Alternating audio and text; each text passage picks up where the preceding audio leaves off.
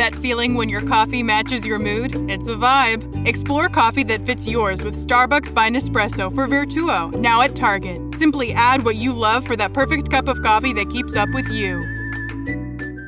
Cox can help make your home smarter and your life easier. Now you can use your Contour voice remote to connect to your home life cameras so you can view them right on your TV screen using simple voice commands. That makes it easy to keep tabs on what's happening around your home right from your couch. Need to keep an eye on the kids when they're playing outside? Just say, "Show me my backyard camera" into your Cox voice remote and watch them while you're in the house. And if you're waiting for a delivery and want to make sure it's there on time, no problem. Just say, "Show me driveway camera" to check on it with your Home Life HD cameras on the TV screen while you go about your day. When you live in a home powered by Cox Internet, you can stay connected to what matters and let Cox take care of the rest. To learn more about all the benefits of your connected home, visit cox.com/thisishome today.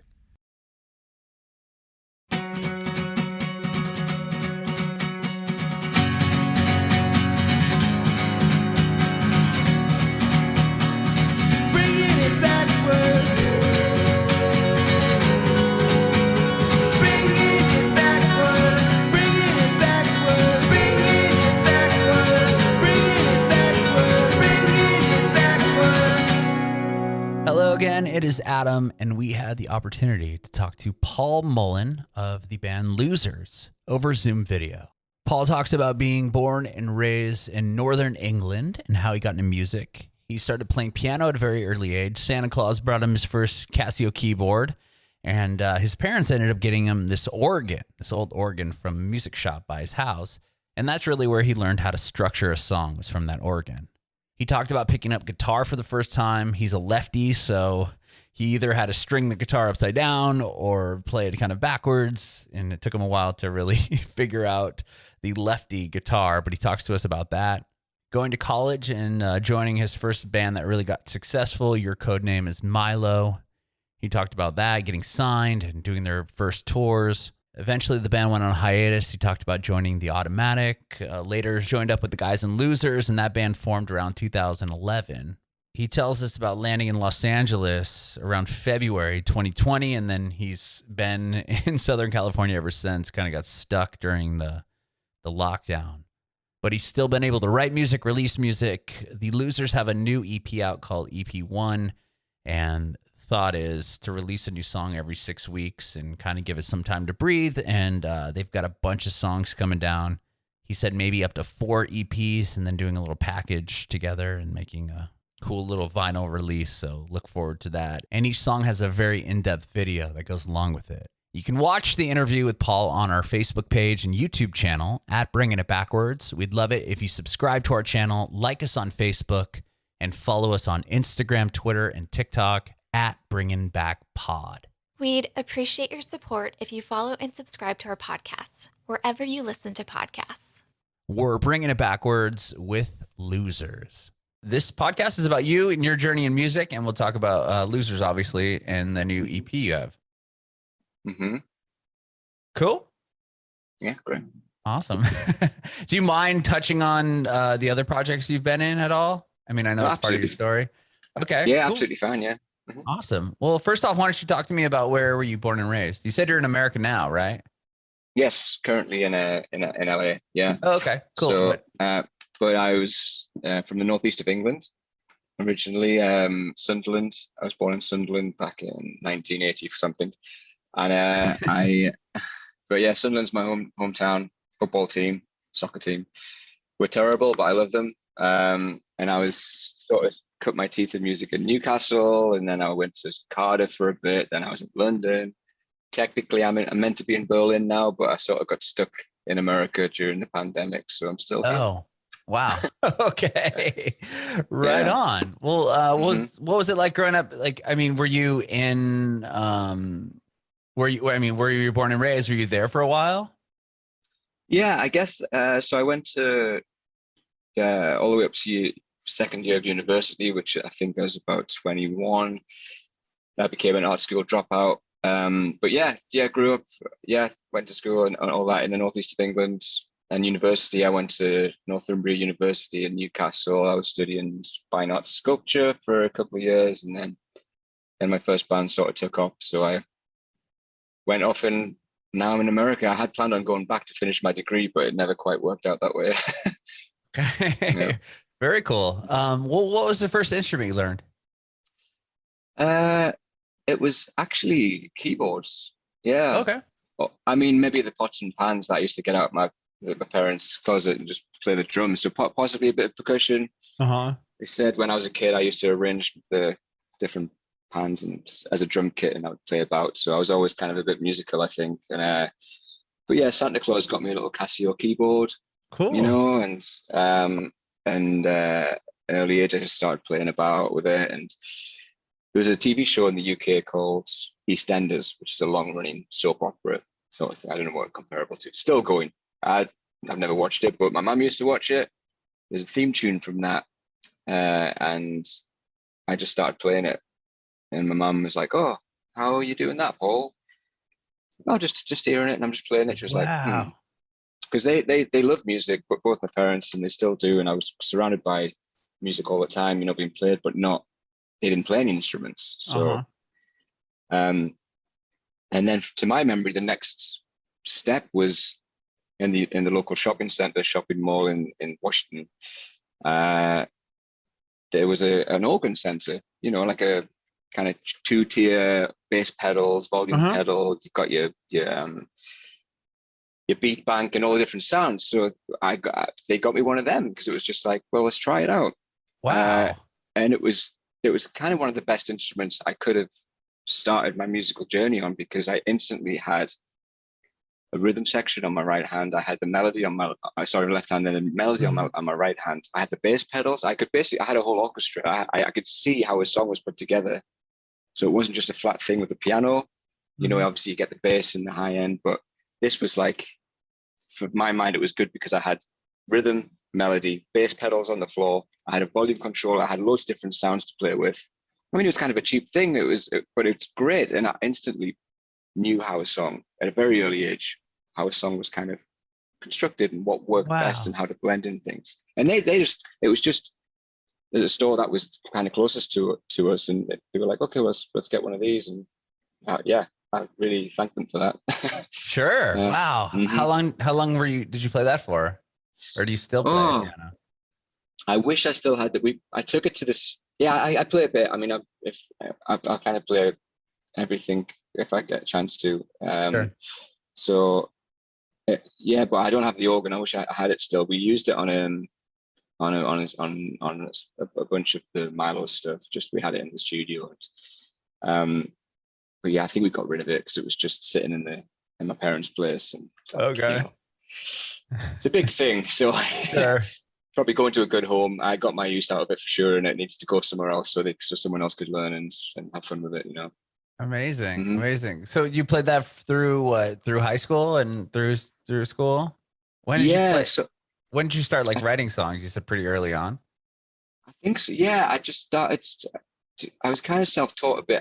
So from that, I ended up just picking up a guitar. My cousin was playing a bit, and so I just being left-handed as well. I just found it easy just to kind of try and figure stuff out myself, or sometimes I'd play upside down because there was always a right-handed guitar available at someone's place. So there was that. So that started quite early on. So I guess I was playing like keyboards, organ till around 13 or 14 maybe. But in between that, yeah, maybe about 13, I started to pick up a guitar. And I was like, okay, that's cool. I played clarinet a bit at school as well. There was lessons for that. So I did a bit of that, which is kind of fun when you learn to play something like that, because it's not the nicest sound when you mess up a couple of the... Right. That's funny that that was the instrument I picked up when I was in 5th grade. I never kept going with it, but you know, you have the orchestra class, they let you pick between that or a saxophone or flute or whatever. And I knew a kid in the grade higher than me, and it was like you'd go in 4th grade and kind of see the instruments to see if you found something you want to play. and he stuck his whole mouth over the mouthpiece and just blew into it, and it made the most obnoxious sound. I was like, that is the instrument I want to learn how to play. That's the one. Yeah. But it was kind of a hassle. I had to read and all that stuff. You know, you had to get with, but your cheeks would be just like so sore afterwards. Just keeping it, got to keep it like this, blow it like this. It doesn't feel natural. Are we having fun? I'm not sure. Right. Yeah, you get one note out of it and you're like, yeah, all right, let's call it a day. Exactly. That's funny. So you picked up a guitar. I mean, playing as a lefty, you said you probably had to go out and buy yourself a guitar because everyone else was probably playing a righty guitar. Yeah, well, I just restrung, you know, upside down. So just my dad's friend had an old like Encore kind of crappy guitar thing, but restrung it. There wasn't too many knobs and buttons on the side where it would normally be on the bottom, so I couldn't bash it with my left hand, left arm. I mean, I've tried that with Jaguar guitars and they look great, but there's just too many knobs and switches to hit when you're playing, and then it just goes all to pot. So I learned straight off left-handed, and I tried after a while because to go right-handed, restrung everything back to right-handed, I guess, because, you know, you go to a music shop and you can. I was in Guitar Center yesterday and on Sunset, and it's like 1%, 2% of the guitars I can actually look at by, you know, there's nothing. Yeah. So there was that, but you know, and I just couldn't get it. I couldn't get the changeover from the rhythm, and you know, so right-handed here.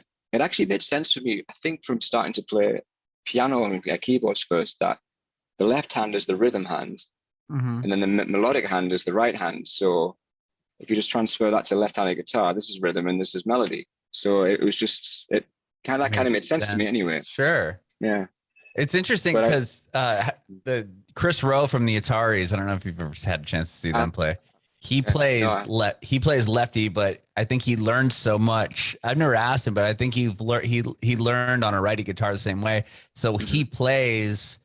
I think he plays on an upside down righty guitar still. Like, so when he makes a power chord, he's kind of like upside down. It's upside down. Yeah, but it's interesting to watch him play because it's like his brain had to probably just totally.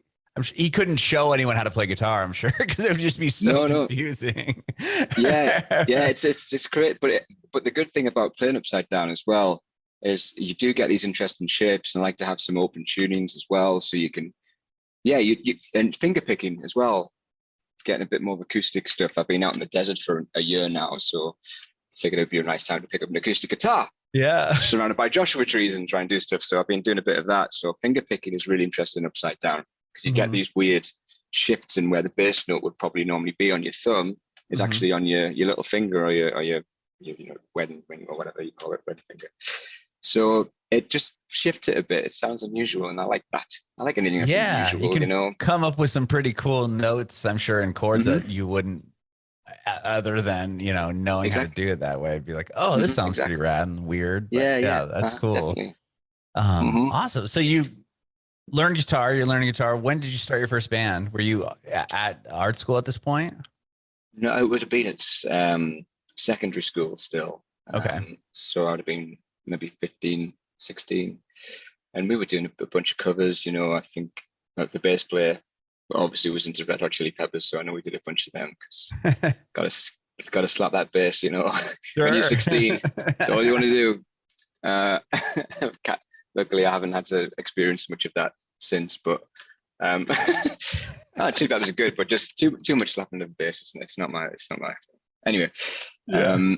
So 15, 16, you know, just doing a bunch of covers. I was obviously left-handed, so Nirvana was a huge influence. So we would, you know, we try and do. I was very much influenced in the American side of music. You know, got into Pearl Jam, and obviously Nirvana and Sonic Youth. So yeah, and then just started playing the local arts center in Washington. Managed to get into a studio quite early on, and but started writing original material like pretty much from the start as well. Wow. Something that and actually fell into the role of being a singer, because I didn't want to be. I I was going to be the singer until we got a singer, you know. Oh, okay. It's kind of a In the first placeholder band. that ended up Yeah. being Okay. a full-time thing. Yeah. I'll sing now just until we get like a proper singer in, so we can, you know, then I can just keep playing guitar or whatever. But then we just never got a singer, and then I've just been doing it for the rest of my life. So yeah. That's cool. That's awesome. Mm-hmm. And then when you go to art school for music, or did you go for a fine art? Yeah. Well, I always felt like I didn't want to kind of study music in a way. I didn't want to know too much about it. Mm-hmm. I wanted to just like explore it on my own terms, I think. And I also wanted it to be a hobby. I wanted to love it. So I thought then for some reason in my mind, studying it would make it more of a job, and it would put it in a different bracket. I always wanted it to be kind of magical and mystical in a way, and just sort of like this total world of discovery. And obviously that you're like, well, Paul, you should have just studied it and then you would have found out. I'm like, yeah, but you know. No, but I see that, because it's like you didn't want to make, like you said, make it a job, and then you're like, I don't really even want to play this thing anymore because I'm just so sick of it. Like it almost you're constantly in that world, and it's I mean, so I love doing art. I love making pieces and painting and whatever. So I just thought, okay, no, I'll go this route, and I'll always have the music, and I can kind of keep that on the side and enjoy that as like a spare thing or whatever.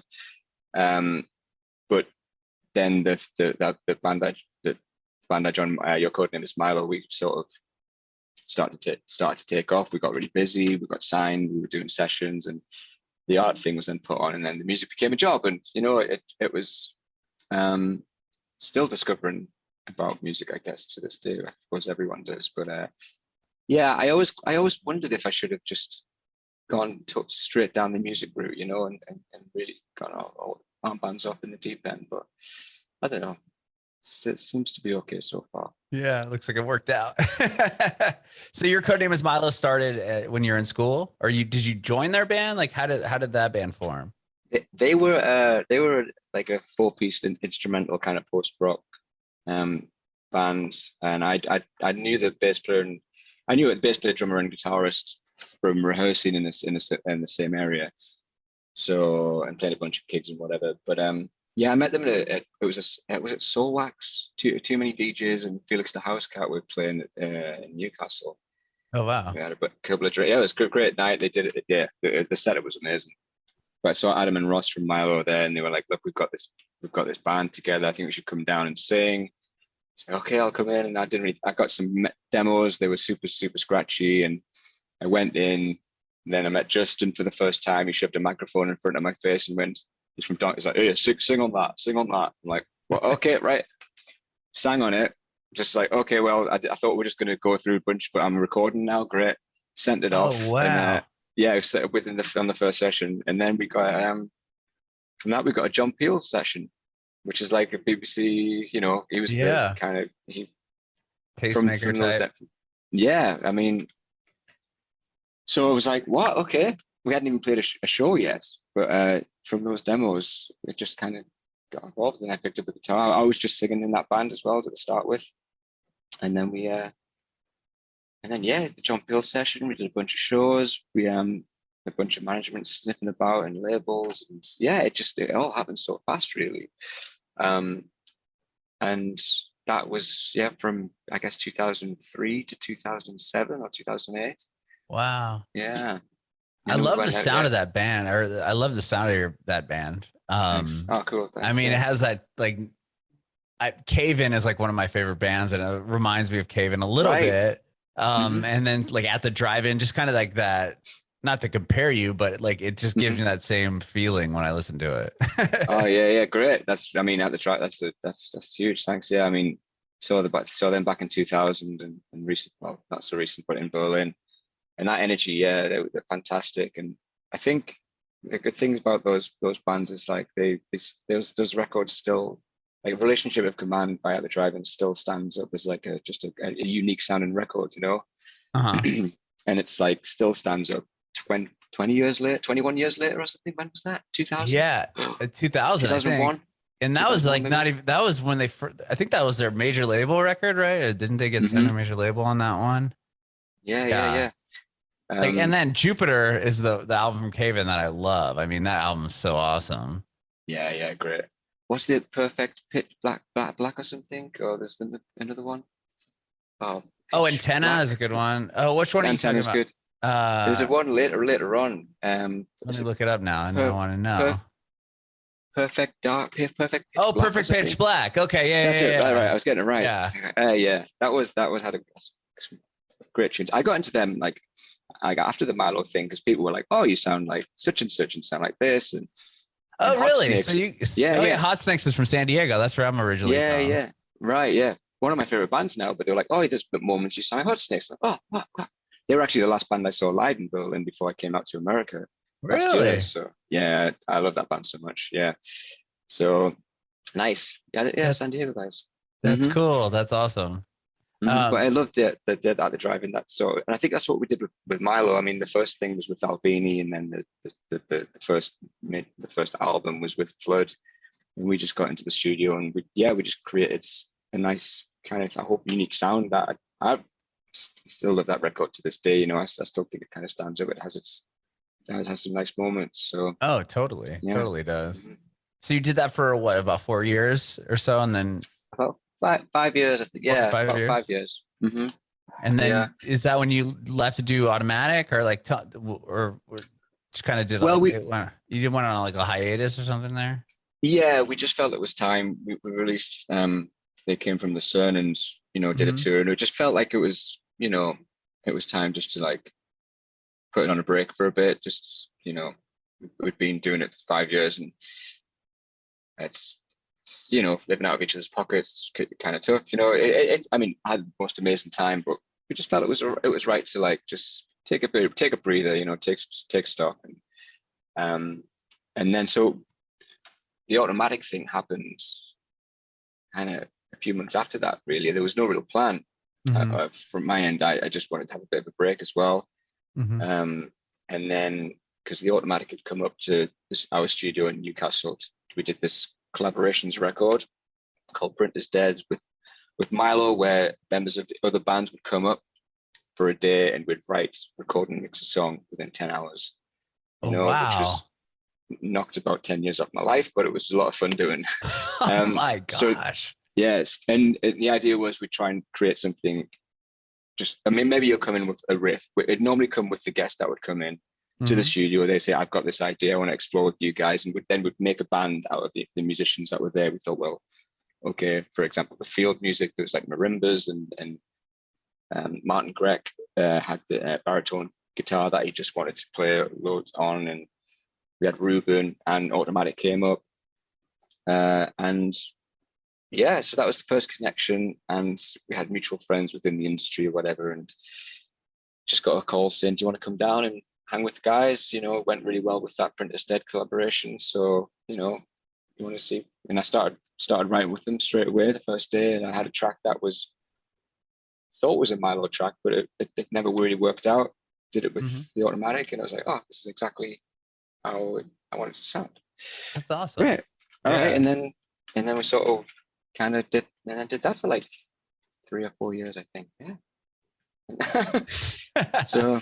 And Losers, the band we should be talking about, or we'll be talking about here in a minute. Yeah. You guys have been around for what, about 10 years, right? Yeah.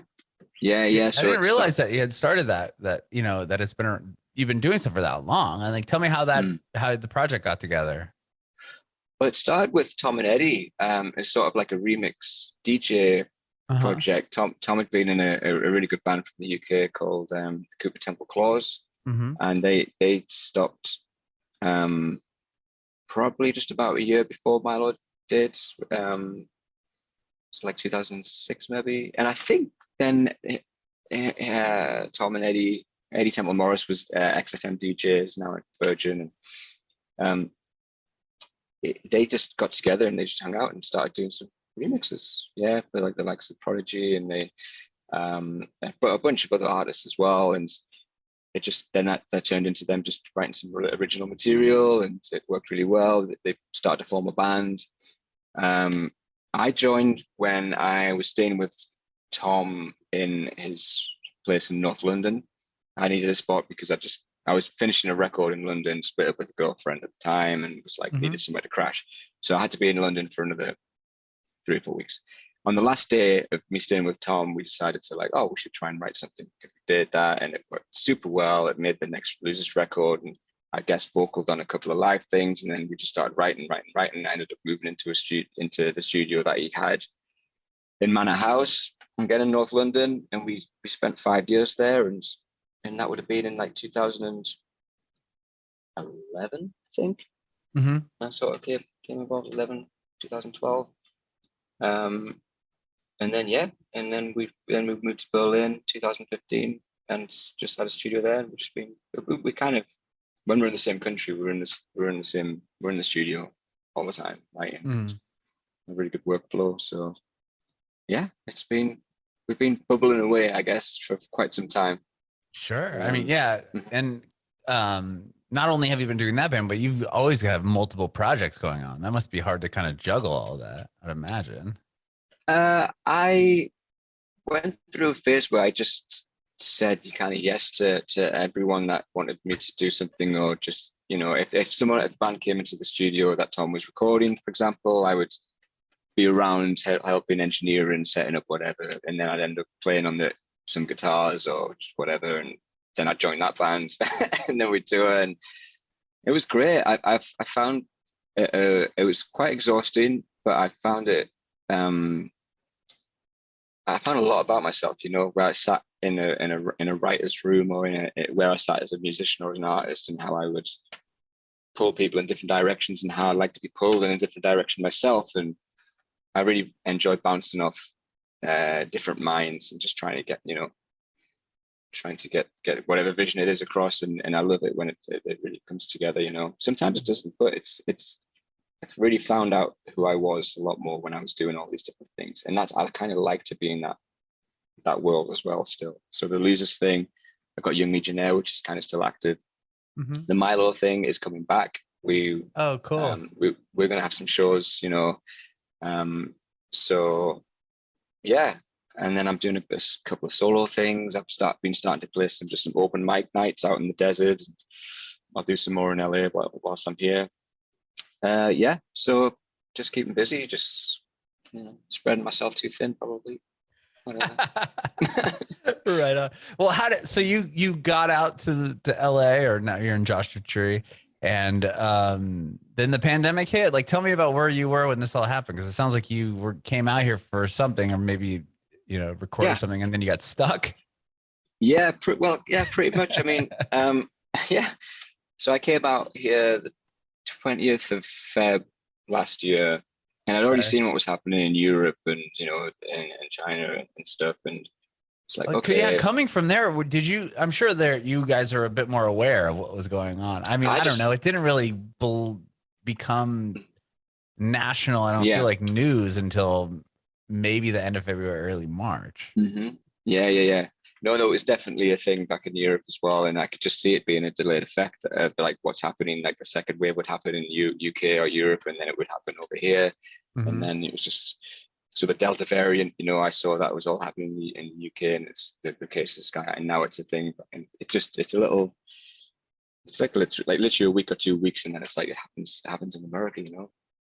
But yeah, so I came over mid to end February last year to do like some recording myself, and it was going to be pre-production work for another band that I work with out here to go back to Europe to tour. And then obviously that stopped. So we think, we'll put it back a couple of months to tour, and I got set up with a nice little spot in like Pioneer Town, actually, which is right by Joshua Tree, this old film set town that Roy Rogers built back in 1940. It's a crazy place. It's great. So yeah, just stayed out, and the tours got pushed back, and kind of ended up staying, you know. I mean, there's so much space, it's beautiful out there. Being back in Berlin, I would have been in my studio, go back in the north. I was just being very, very productive and writing a lot of stuff and getting a lot of stuff done, you know, and mentally actually really helped me. I don't know whether because the pandemic was everything was put on pause, so you don't have the fear of missing out, which I always found was a little bit tricky being in a vibrant city like Berlin, where everything's happening and you sort of kind of get lost in it a bit. So when everything became on pause, I just felt like I was in a really good space mentally, and could really take stock and focus kind of on myself and on my, what made me tick, and what my goals were and everything like that. And I felt I was in a good spot for writing. And so yeah, and then just slowly but surely, I'm kind of getting myself a little bit more settled out here. There's a bunch of stuff in the pipeline, and but I'll have to come back for Christmas because my mum and dad will kill me if I don't come back soon. Yeah. Well, how did this new record come about? Were you guys writing it sounds like you're in different parts of the world, obviously. So was this something that you guys had together and recorded prior to the pandemic, or were you writing like over Zoom or sending files to each other? How did that work?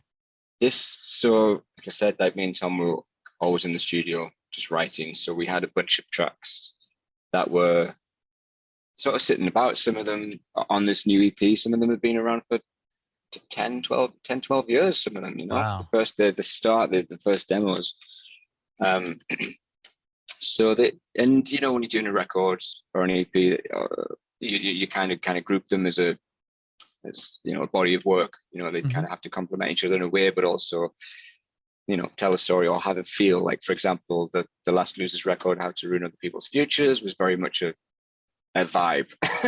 Yeah, that's a rad album. That's when I first heard of you guys. That's why I was so shocked when I found out that you started, in 2011. I was like, whoa, wow. I didn't even realize that. I thought it was, closer to 2016. But. Yeah. I had that.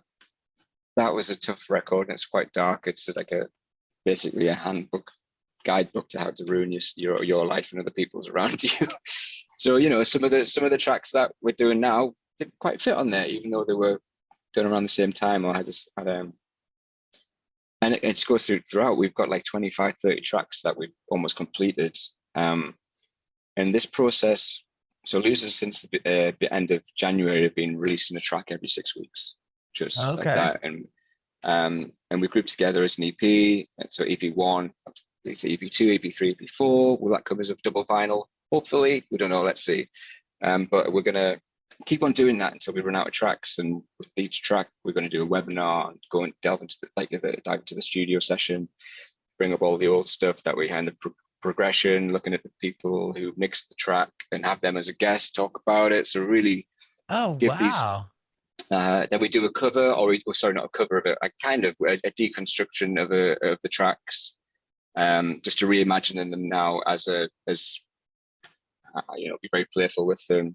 There's a playlist that goes with them, that songs that might have inspired it, or you could do that too, to say thanks for being a great artist, sort of thing. So we give these tracks 6 weeks to live and breathe, because they never found a spot on an album. But it just still doesn't mean that they're not good tracks. It just didn't work for that sort of feel or whatever you want to call it. And we're still working on them. It's not like these have been done years ago and we're just getting them out there for just whatever to get them out. It's like it's still in the process of being mixed, and there's little fine tunings here and there. So it's a work in progress, and it's been really exciting for us to release this way, because it's just constantly, sometimes you find when you do a couple of singles, you get the album out, you do a tour, and then you're like, right, what's next? Okay.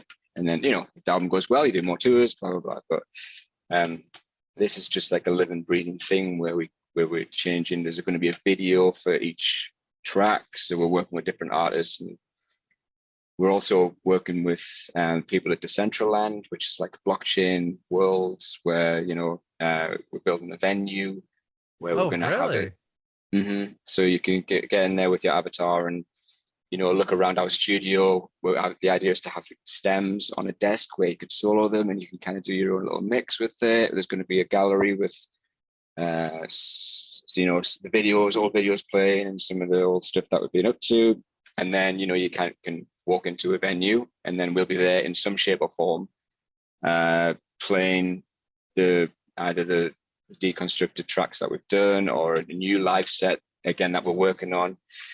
in a digital world. So it's just like it's just stuff happening all the time with it. So it's nice to kind of keep the things moving and keep it fresh for us as well. So yeah, it's been very, very enjoyable experience just to get shit out there. And are you working? You must be working with some programmers. Like, how do you even start building this like whole virtual world? I haven't got a clue. I don't know. Just an idea that's happening. I'm looking at a computer and it's like, what are you doing, Paul? Should you be here?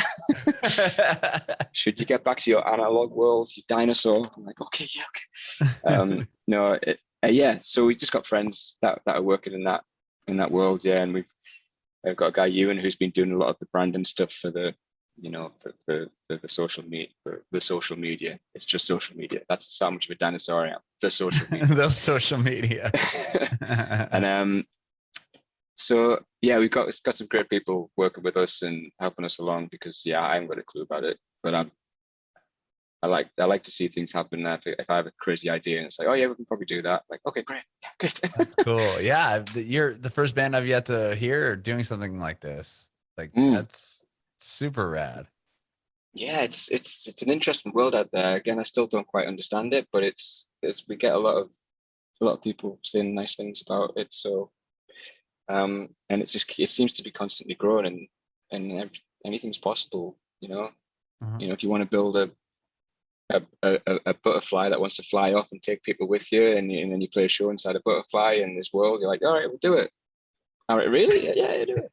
Okay. Wow.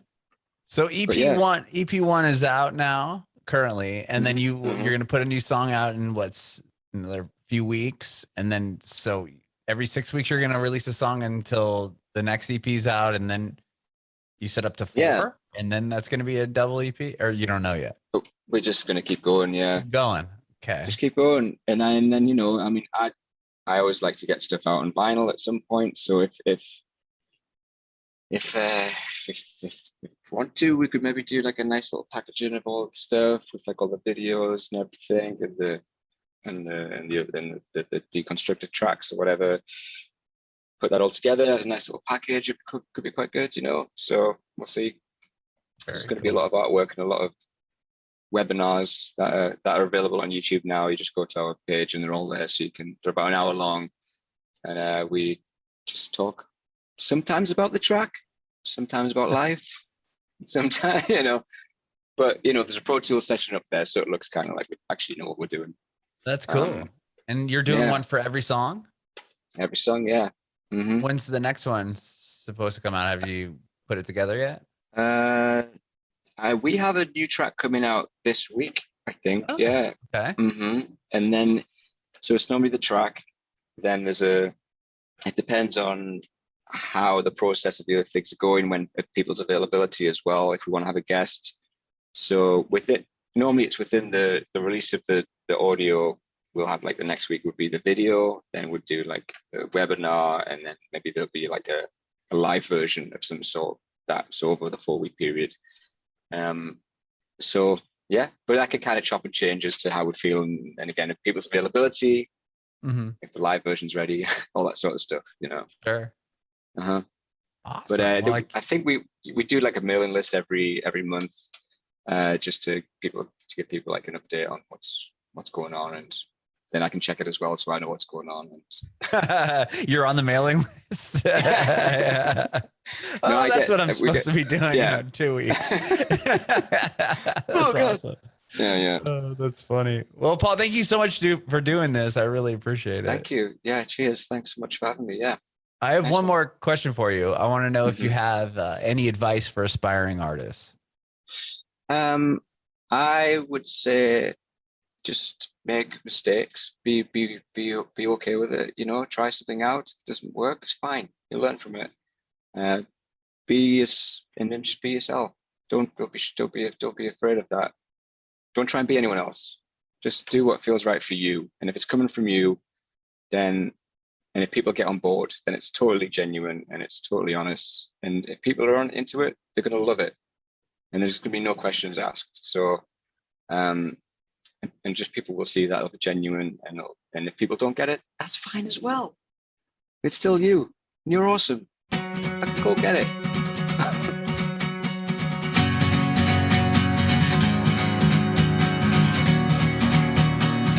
Bringing it backward. Bringing it backward. Bringing it backward. Bringing it backward. Bringing it backward. Bringing it backward. Saving starts with internet and wireless from Xfinity. Because when you get Xfinity Internet and add mobile, you can save up to $400 a year on wireless. Enjoy fast, reliable internet at home and nationwide 5G on the go, included at no extra cost. Get Xfinity Internet and mobile together and ask how to get an eligible 5G phone on us. And for a limited time, $300 back. Don't miss out. Go to Xfinity.com/start saving. Call 1-800-XFINITY or visit a store today. Restrictions apply. Savings based on optimized pricing. Actual savings may vary. Switching to Geico is a good idea, especially when you consider everything. First off, Geico makes it easy to switch. They have licensed agents available 24/7 online or over the phone. But if it's so easy, you might start thinking everything is easy, even big wave surfing. And it's not. It's actually quite difficult. Well, if you switch to Geico, you could save hundreds on car insurance. And you could keep saving by bundling your motorcycle, boat, and RV, plus your home or renter's insurance. But saving money might lead you to make some questionable purchases, like a 20-foot feather boa. And do you know how hard it is to clean a 20-foot feather boa? Well, they do have an industry-leading mobile app you can use to pay your bill, file and manage a claim, or add a new driver. But when life gets a little easier, it makes you too confident. And you start calling everyone Ace. And you're better than that. Well, Geico has a 97% customer satisfaction rating and has been saving people money for 85 years. It's hard to beat that. But you're right. Switch to Geico. It's obviously a good idea.